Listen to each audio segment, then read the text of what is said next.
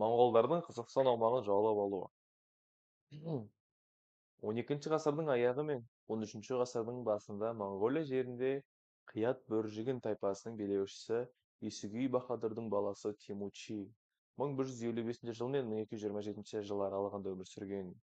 Билік еткен ірі көшпелі мемлекет құрды Темучи.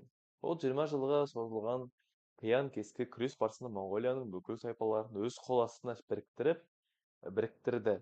Егер бұрын Моңғолияны мекендеген тайпалардың көпшілігі татар деген атпен танымал болса, енді мемлекеттің нығаюына байланысты Моңғолия тайпаларының өздерін моңғолдар деп атай бастады. Бұл термин жинақтаушы этникалық саяси мәнге ие болды. Қытай деректерінде бүкіл Моңғолия халқы татарлар деп аталған. Осы атау араб, парсы, орыс және батыс еуропалық деректерге ауысқанда, жалпы татарлар атауы татар моңғолдар және моңғол татарлар атауына ауысқан болатын. 12-13 ғасырлар арасында моңғол қоғамында феодалдық қатынастардың қалыптасу процесі жүріп жатты.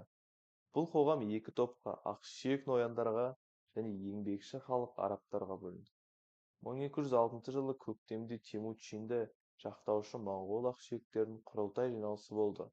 Онда ол Шыңғыс хан деген атпен моңғолдардың әміршісі болып салтанатты түрде жарияланды. Шыңғыс хан тұсында Моңғол империясының астанасы Қарақорым болды.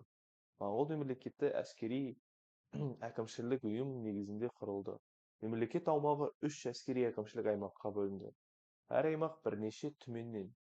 Түмен 10 мыңдықтан, әр 10 мыңдық 10 жүздіктен тұрды. Армия темірдей тәртібі мен жоғарғы әскери дайындығымен ерекшеленіп тұрды.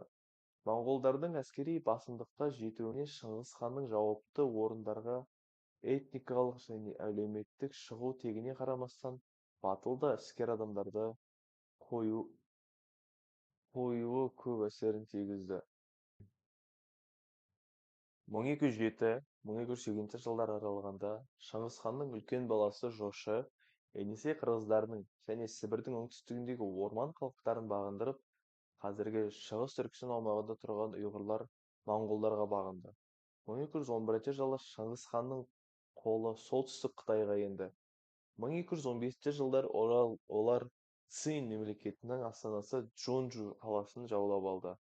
1217 жылы Цзинь империясы Хуанхэ өзенінің солтүстігінде мекендеген болатын. Шыңғыс ханның негізгі мақсаты батыс елдерін, Орта Азия мен Иранды, Тау шығыс пен Кавказды, шығыс Еуропаны басып алу болды. Батыста моңғолдар 1211 жылы алғаш рет Жетісу жеріне келгенмен ұзақ тұрақтай алмады. Бұл жолы моңғол әскерін Жетісуға Шыңғыс ханның қолбасшыларының бірі Құбылай бастап келген болатын.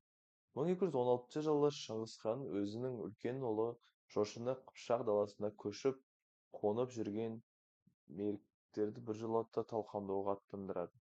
Жошы Торғай даласында Қыпшақтарға қарсы 60 мың әскермен жорыққа шыққан Қаримшах Мұхаммедтің қолмен кездесіп қалады. Екі жақ күні бойы шайқасады, ал түнде моңғолдар жатқан оттарын қалдырған күйі көшіп кетеді. Моңғолдардың батыста қарай жылжу 1218 жылы қайта басталады. Осы жылы Қанды, Найман және Керей тайпалары жайлаған Жетісу жеріне алғашқы соққы береді. Бұл кезде Жетісуды Наймандардың күшлік ханы билеп тұрған еді. Олар қарсы Шыңғыс хан өзінің таңдаулы қолбасшыларының бірі Жебенкөк жіберді. Моңғолдар жергілікті халыққа ислам дінін жария түрде ұстануға рұқсат етіп, күшліктің мұсылмандары құлауына байланысты халықтың наразылығына тиімді пайдаланды. Сонымен қатар Жетісу халқын өз жағына тарту үшін Шыңғыс хан бұл өлкеде тонаушылық пен қарызға тыйым салынды. Шыңғыс хан Орта Азияны бағындыруға өз вассалдарының жасақтарымен қоса жалпы саны 150 мың адамы бар қалың қол жіберді. Әскери жорық 1219 жылы қыркүйекте Ертіс жағалауынан басталды. Отырар қаласы қоршауға алынды. Өзінің әскерін 3 топқа бөлген Шыңғыс хан бір бөлігін Отырарды алу үшін, қалған бөлігін Шағатай мен Үгедейге қалдырды. Үлкен ұлы ұлы жошы бастаған екінші бөлігін Сырдарияның төменгі ағысына аттандырды. Өзі Бұхараға бет бұрып, отырар билеушісі Қайырхан ерлікпен шайқасты. Ол басқарған әскер мен қала тұрғындары басқыншыларға қарсы табан тіресе қарсылық көрсетті. Қаланы 5 ай бойы ұстап тұрды. 5-ші айдың аяғында хорезмдік әскербасы Қараджа Ханжаб опасыздық жасап, қаланың қақпасын ашып, 10 мың әскермен моңғолдар жағына шығып кетіп, оларды қалаға жіберіп қойды. Кейін оның осы опасыздығы үшін моңғолдар тарапынан өлтірілді. Қайырхан өз жауынгерлігін қамалды тағы да бір ай қорғанды, бірақ күш тең болмады. Қамал қиратылды. 1220 жылы ақпанда отырар қаласы алынды. Қайырхан қолға түсіп, қатал жазаланып өлтірілді. Отырар сияқты сыр бойындағы Сығанақ, Ашпас және тағы басқа қалалар тұрғындары да моңғолдардың қатты қарсылық көрсетті. Араб және парсы тіліндегі тарихи деректерге моңғолдар халқын түгелдей қырып, күй-талқан қиратқан 30 шақты қалалар аталады. Олардың ішінде оңтүстік Қазақстандағы Отырар, Сығанақ, Ашынаш қалалары болды. Моңғолдар Сырдария өңіріндегі қалаларды бағындырып, Орта Азияға қарай ішкерілді. Үргенішті қорғауға алу бірнеше айға созылды. Моңғолдар Бұхарды, Самарқандты алды. Хорезмді жаулап алынды. 1221 жылы көктемінде моңғолдар Орта Азияны жаулап алуға аттанды. Енді соғыс Хорезм, Ауғанстан және солтүстік Индия территорияларына ауысты. Көшбасшылар Себе мен Сүбедей нояндар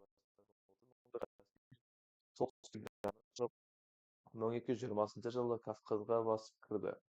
Бұл әскер арман, грузин, алай қыпшақ және орыс әскерлерінің Қалқа өзенінің бойында талқандап, 1224 жылы шығыс дешті Қыпшақ даласы арқылы Шыңғысханның ертіс бойындағы орналасында оралды.